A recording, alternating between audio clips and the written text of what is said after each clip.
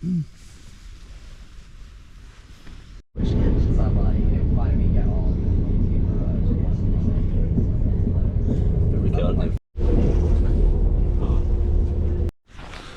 and Jacob are in Edale now. We're going up for a wild camp up Kinder Scout.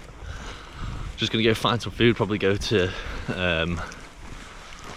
Newfold Farm for some lunch and then make our way up. It's extremely foggy.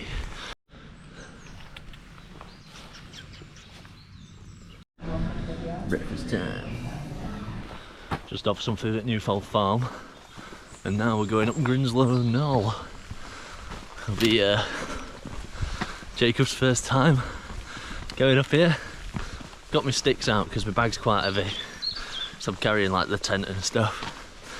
See if it makes any difference. I've not really used them before going uphill, so we'll give them a bash. They're usually pretty chill. Still on our way up. Some pretty hard work to get to the top of here. Yeah, I think the heavy bags, extra water because we're wild camping, stuff like that just makes the steeper walks feel much more steeper than they actually are.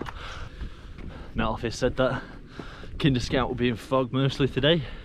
I think this low cloud will be the answer to that. I actually kind of like low cloud camping because you feel a bit contained, especially when you're wild camping, right? You know, you don't want the wrong people stumbling upon you. Not that that's ever happened to me, but I guess it is a possibility.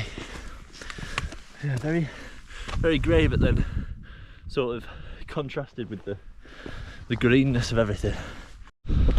Right then, we're up in the clouds, it seems.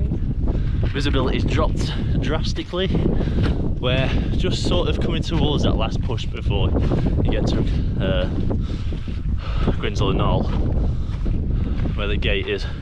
I really hate this bit because it's just lots of tiny little stairs. I don't really know what my body has against stairs of that size, but I don't know, I just don't like it.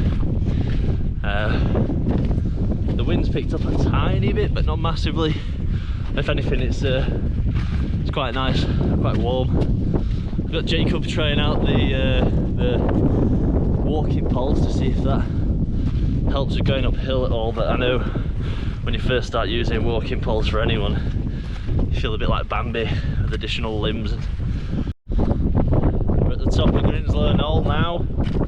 You should see lovely 360 views.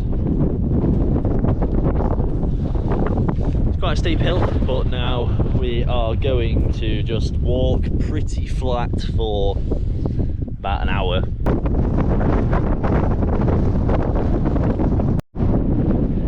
Jacob taking on the peat bog. Will he make it? Will he sink?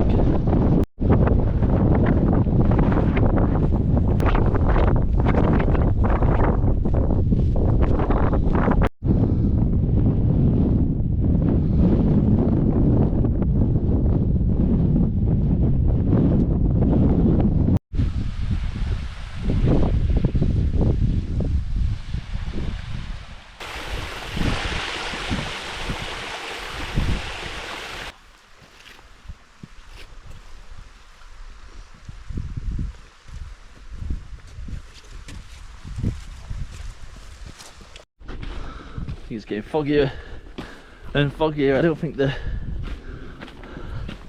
visibility's got worse, if anything, but it doesn't really matter because I'm going to be sat in a tent in a moment, and Jacob's got some controversial hot questions to ask me. He doesn't, he's got normal questions to ask me about camping and beginner stuff and all that jazz. Currently on the search for a rock. Unfortunately, there's a lot of rocks. It's quite, you know, foggy, but it's somewhere over here. Somewhere. We'll find it. winter camping presents itself with different challenges. The main one here being finding somewhere flat enough and sheltered enough to sleep tonight.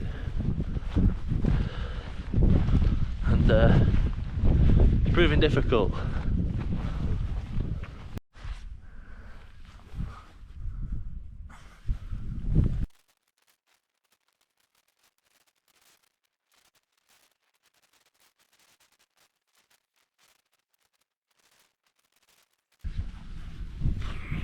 Job's done.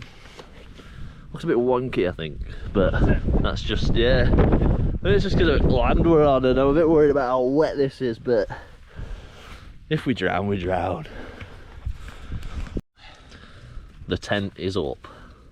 Both got really wet hair, and usually it's from sweat, but I think it's a bit of a mixture. Yeah, all that cloud. Yeah, been in the cloud. Cloud. But this is what this tent looks like with 2 people in it. It's definitely not my preferred size tent for 2 people, but it's definitely my preferred tent for 50-mile-an-hour gusts. I think it's windier today than it was when I went camping on Monday, but I guess we are quite a lot higher than we were when I was. Jacob did really well getting up that hill. This is his first wild camp. Yeah. Probably your first camp in a long time as well, apart from like festivals and stuff. Yeah. That's the last time I went. When I went to Donington. Donington, yeah. Yeah. Download. Yeah. And I had a £10 tent. Yeah, man. Pop-up £10 tent. Is it similar to this? It were a bit bigger actually. No. I wouldn't be surprised. No, it was smaller, but it leaked on the first day, and I was there for 5 days. So before we went on this camp, Jacob, I asked you to think of some questions to ask me, and because Jacob obviously can walk, because most of us can, but like high praise. I've been no, I was like, I'm trying to be inclusive, you know what I mean? Like some people are in wheelchairs and that, so like. Right. I mean, you know what I mean? Like, of course. Yeah. Yeah. But yeah, I asked you to ask me some questions because I'm a experienced walker, whatever that means. He is, to be fair. You've done loads of stuff, haven't you? I mean, I guess. Ridiculous feats of walking. Sounds like such a weird sentence. Feats of walking. Well, yeah, but you kind of like lead into it pretty heavily, didn't you? You yeah. I don't know. You just found your calling almost, I guess, and you just proper went for it. But I've enjoyed today. I have. There were points where I thought I was going to die, but not really. But no, not really. But I were physically pushing yourself. Yeah, a lot more than I have done in a long time. Did you? What were your expectations of like coming on the walk, and how has it played out so far? Did you think it'd be really hard? I try not to think too much about it, to be honest. Like I've done. This is probably the most like the steepest walk I've done for the longest time. Like I've walked up hills before, and it kind of like dwarfs that.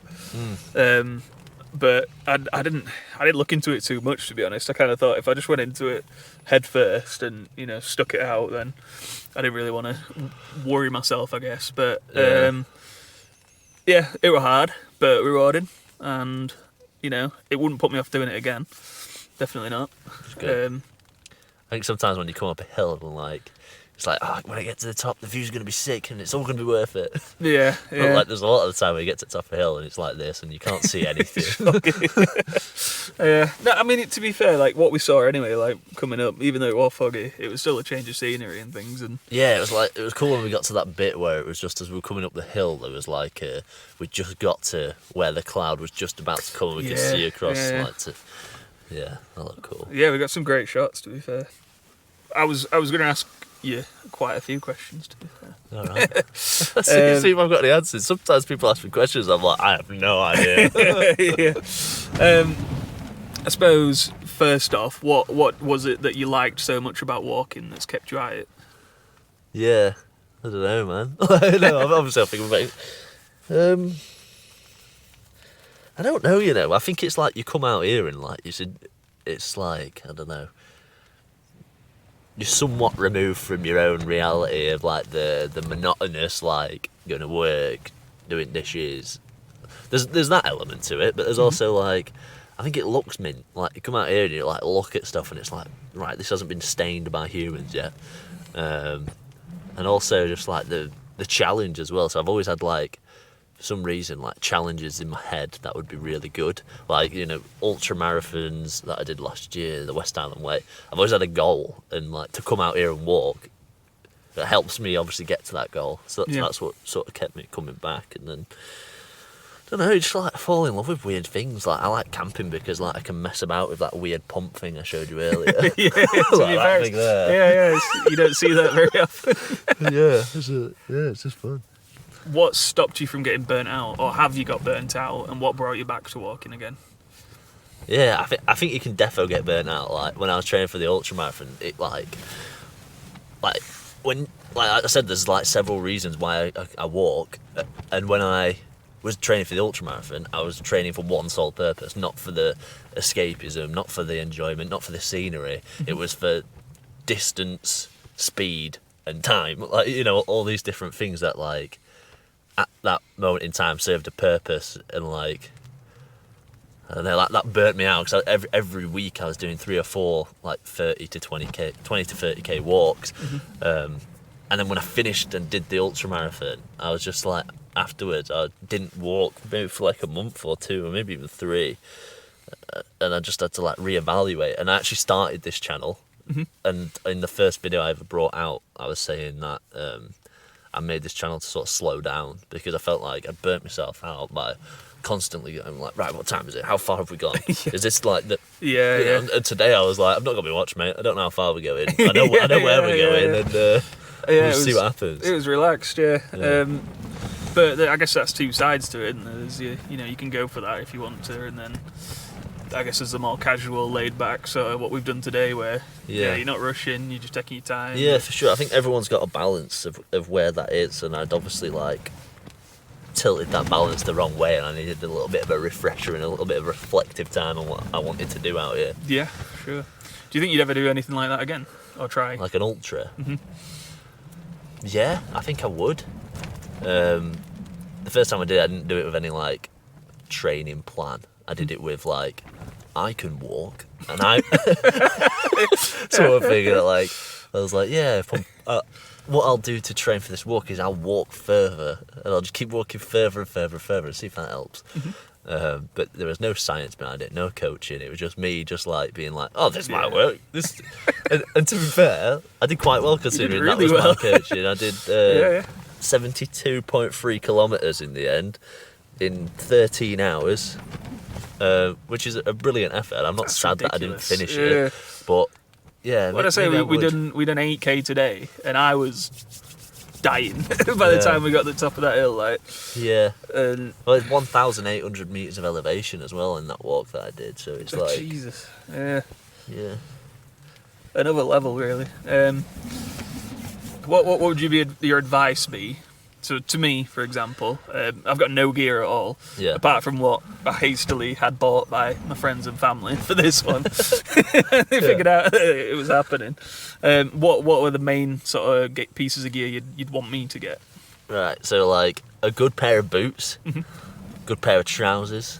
I often opt for these trousers I've had for 4 or 5 years. They've got a hole in them from when I fell over doing the West Highland Way because I was racing someone to the pub. Nice. And I split the knee, and I continue to use them. They're really thin, and like, but there's 2 sort of like schools. It's like, do you wear something thick and like so waterproof it'll never get through, and also if you wear something thin, if it gets wet it'll dry really quick. But it will get wet, kind of thing. And that's kind of where I'm at. So like, so a good pair of trousers. Okay. But do your own research on what type of trousers you want. Footwear is really, really, really, really, really, really important. Probably like the most important thing. I guess it's kind of hard. Footwear is actually really complex, and now I've got like more into it. I'm sort of thinking of like what I would advise someone to get if I was starting again, because I now use trail runners, and I've now seen as well using 0 drop shoes is the way forward, because it's like the barefoot ethos essentially, and the differences between barefoot and Nike. So Nike have been, for I can't remember how many years, like 40 years, they've been making running shoes, and they've been constantly improving their. But 30% of marathon runners that wear Nikes get injured. Right, okay. Whereas so they're selling a product where 30% of people are getting injured and people are buying it. Whereas you get barefoot shoes. But barefoot shoes is probably a bit extreme for me. But zero drop shoes, so that essentially means like your foot isn't in this position.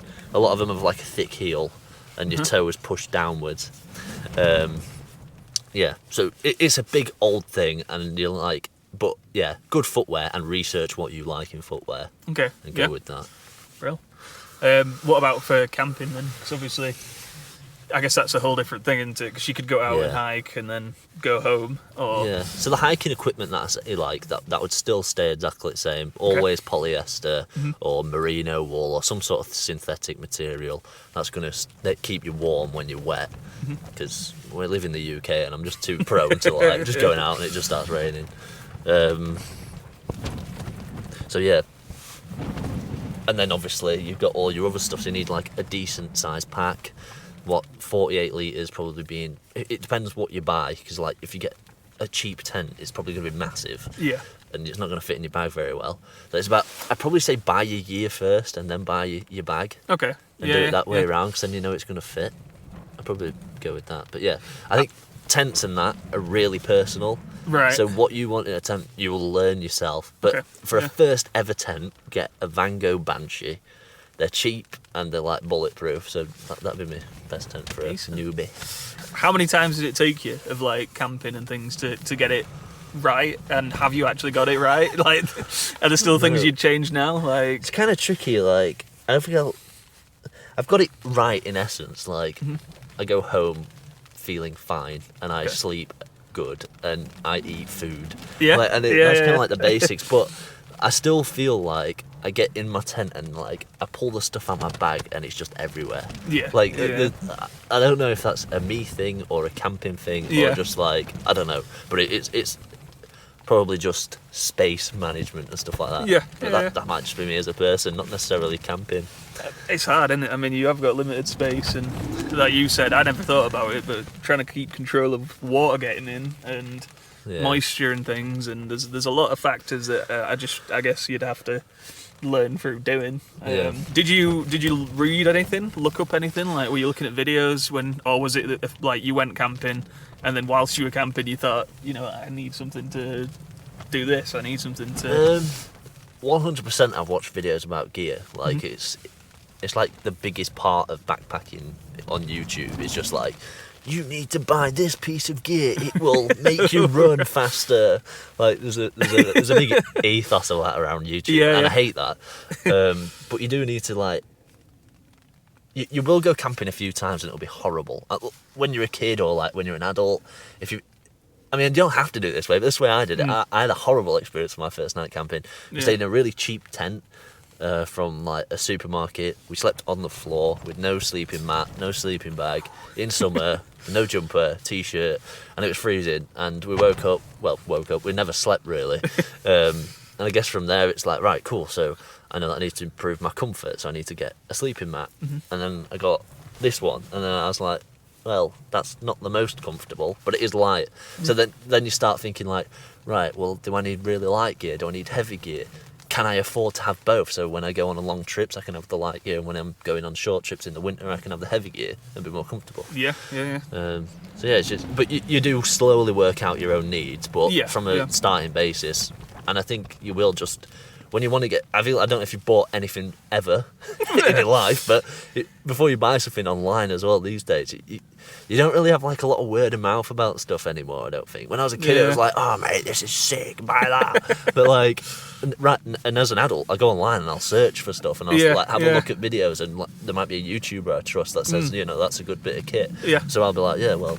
That's a good idea, yeah, because you can't always trust reviews anyway, can you? At least I don't think so. Sometimes hidden ads and... Exactly, like Amazon-wise and things. That's a good point. Where do you get most of your gear from? Does it differ, or is Amazon the spot, or...?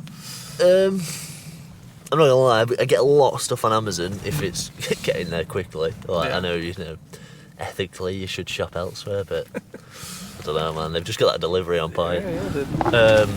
I Good. get stuff from, I think this is from like a shop called like Great Outdoors or something. Okay. It sounds so generic. Yeah, It's yeah. one of those where you put in your payment details and you're like, yeah, might get it.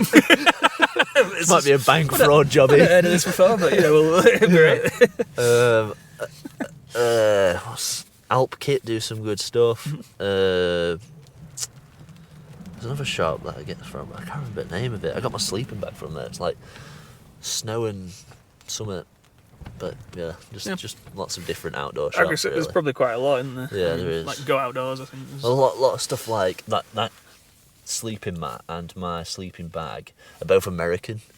So Okay, like, yeah. and a lot of the time, like the UK's got like Solomon and like all these like UK makes, but they don't have like the cheaper American makes Yeah, that I yeah. want to go for. So you do have to shop around to get that sort of specialist equipment. I mean, it's not specialist; it's just not English. yeah, foreign.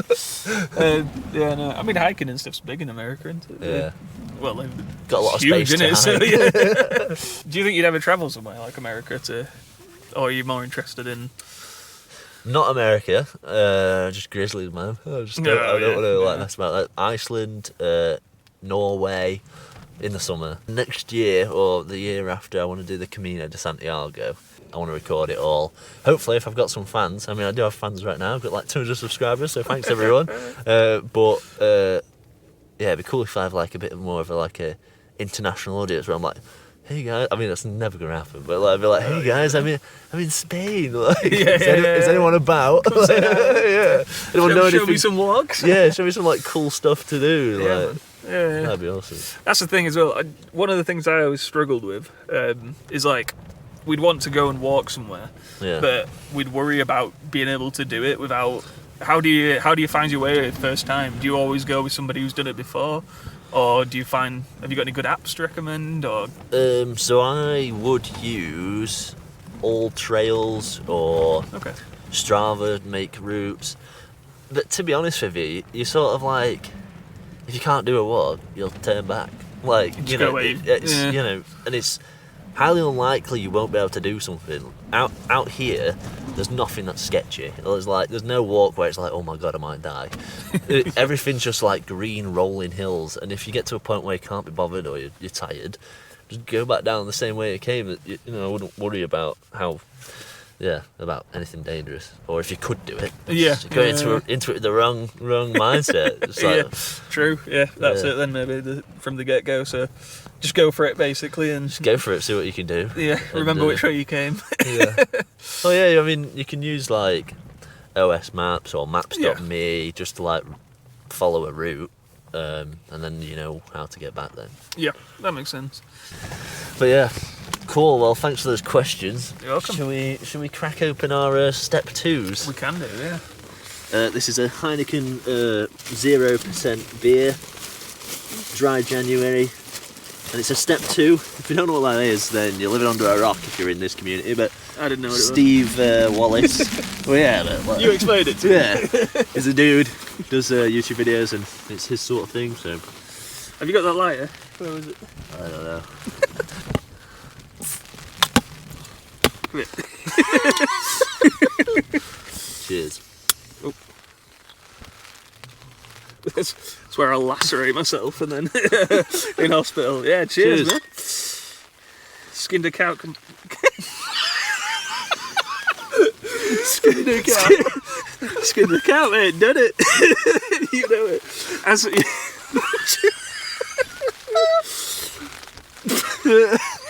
I feel like it looks like we've actually been drinking. I know, We're a bit loopy, but yeah. I'm I swear to God, 0%. 0%. Yeah.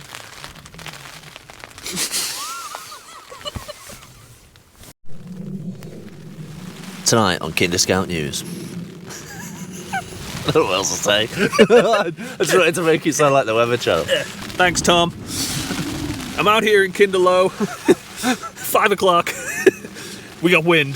Plenty of wind. Currently 33 miles per hour wind in a southern southwest direction. It's going to ramp up to around a max of 42 at about 8 o'clock. we're in for a night of more wind. Low temperature is going to be 4 degrees at 3 in the morning.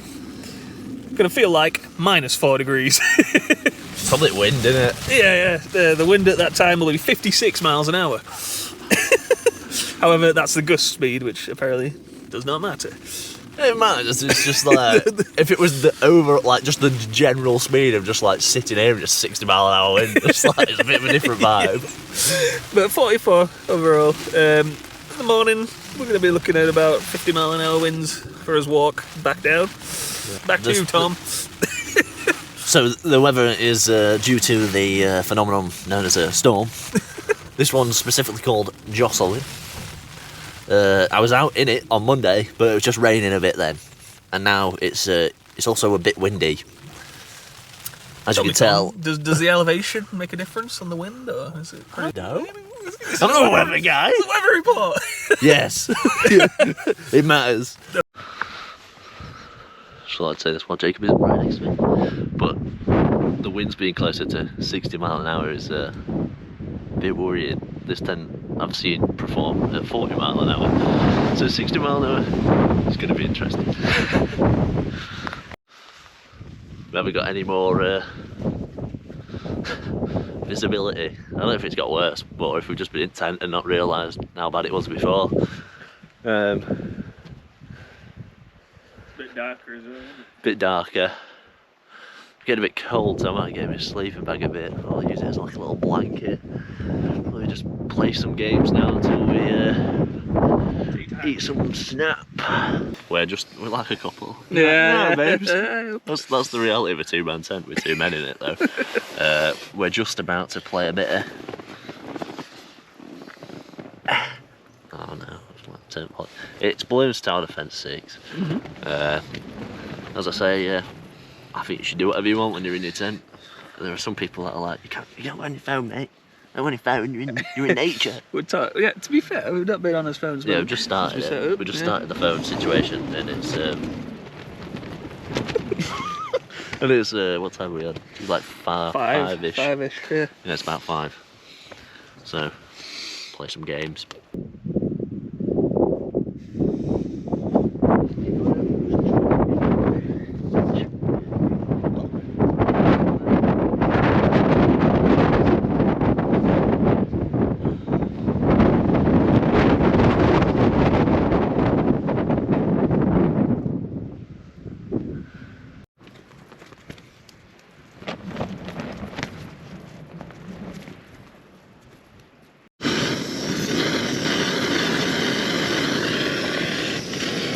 Chucked our tea on.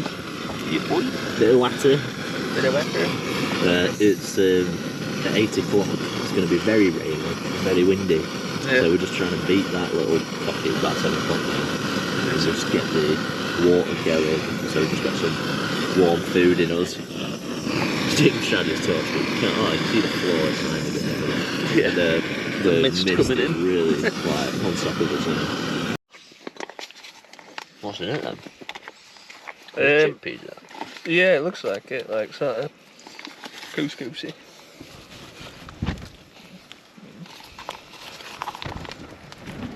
Decent amount of snap, that. Yeah.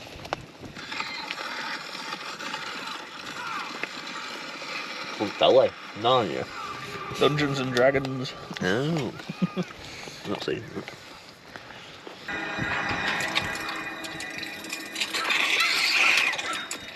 Get her out of there.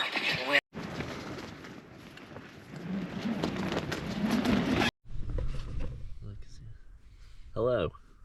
It's getting very windy. Like every now and then we'll be sat down and then be like the tent's gonna fall over, but that's part of the fun, I suppose.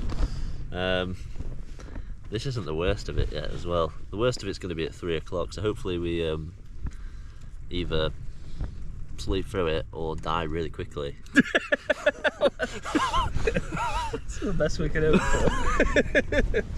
What do you think of this being your first ever time wild camping? Do you think you've chosen a good time? Yeah. Better now. I mean, it's got to be nicer in summer, isn't it? So. Yeah, to be fair, you should have a lovely contrast when it comes to sunsets and being able to sit outside and That'll be glorious. Being able to see where you're walking. Yeah, that's been a challenge. Like stepping out into the mistiness. Yeah, it's awful outside. You can't see anything. I fell over earlier trying to find It's not good. the wee corner. But yeah, no, it's warm in here. We're dry, so Yeah, that's the main thing, innit? It's not really rained all that much. When we first got here, we were a little bit damp just from like the mist of everything. But now we're chilling. We've had our snap. What did you think? I didn't get your reviews. I know, yeah. Oh, well, yeah. the couscous with the or whatever it was, the semolina. Semolina, yeah. Yeah, with the veg. That was nice. Yeah, nice What- array of veg, and complemented the semolina nice. And the chicken curry with rice. Yeah, banging. Nice. Yeah, they had flavour to them. That's Yeah. all you can hope for. The only thing I wish on that is just a little tad bit of spice. You're not really a spice boy though, yeah? Are you a spice boy? Yeah, I mean, like, is salt a spice? I thought you were a mayo guy. I am a mayo guy. Yeah. You're trying to hide it. I like garlic. It's salt and spice. Salt.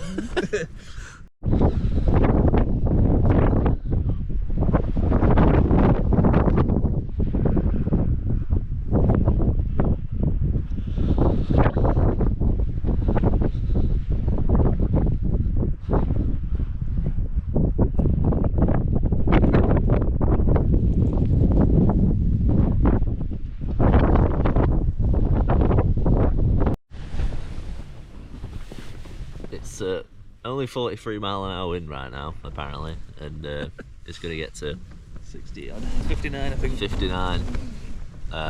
It's very windy, so that's going to be interesting to see. I think I'm going to put my head down now and try and get some sleep. And we'll see how that goes, because I'm not sure how much sleep's going to be had. No. Like, to be real. Yeah. If I wake up at 3 o'clock or whatever time it is that the winds are going absolutely mad, I'll make sure to try and get it on camera. Yeah. Bedtime. Night. Night, mate.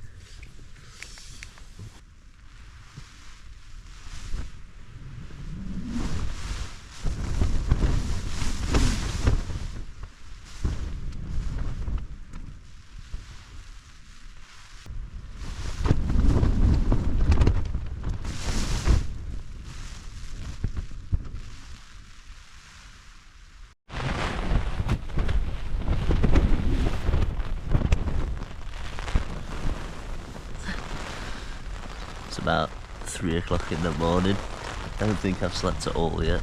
Jacob's had a bit of sleep. The wind's at about 60 mile an hour now, and it's pouring.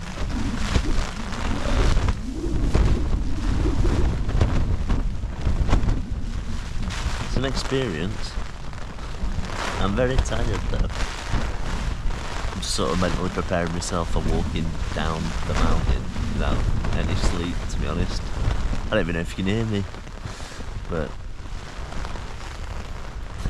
yeah. The wind itself isn't necessarily the tricky bit, it's the going to sleep with the wind. 20 past 4. It's 20 past 4 now. I've still not slept. Jacob's had a couple winks here and there. A tense feel in the wind. I've just been out for a pee. I think it says it feels like -8 right now. It doesn't feel like -8, but it definitely feels really, really cold. That wind, like proper nippy. Yeah, I think we're gonna be fine. There's gonna be no need to bail her out. The tent is just a bit flappy, I think. It's just, I mean, rightly so. But I've been outside, I had a look at the pegs, guys, the poles, everything looks fine. So I believe if it's gone through most at night on a bit of a lower wind speed, I feel like, those last, it's weird, it's getting like really windy when we wake up and pack stuff up. But yeah, it's interesting. I think the lesson learned here is this tent can go in 60-mile-an-hour winds. I'm not sure how much I'd want to. It's just the sleeping part, man. It just makes it so difficult. Yeah. Because I've almost drifted off a few times, and it's like those, because you just sort of get taken out of it.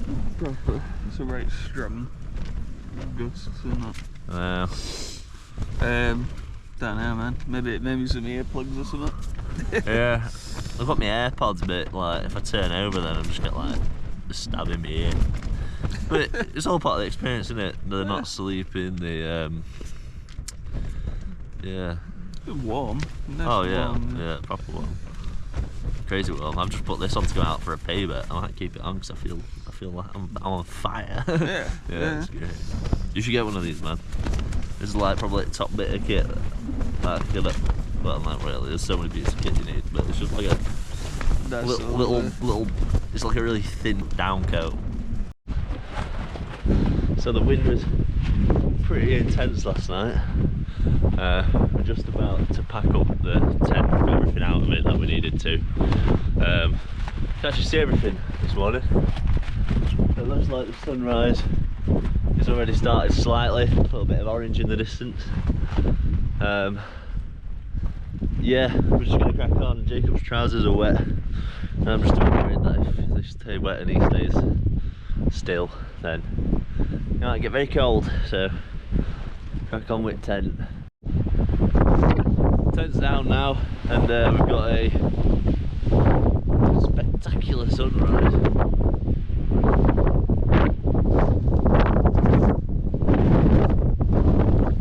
Yeah, it's lovely. Got the and out there. I mean, this is already really boggy before we decided to camp here, but it's kind of the sheltered spot next to this big chunk of rock.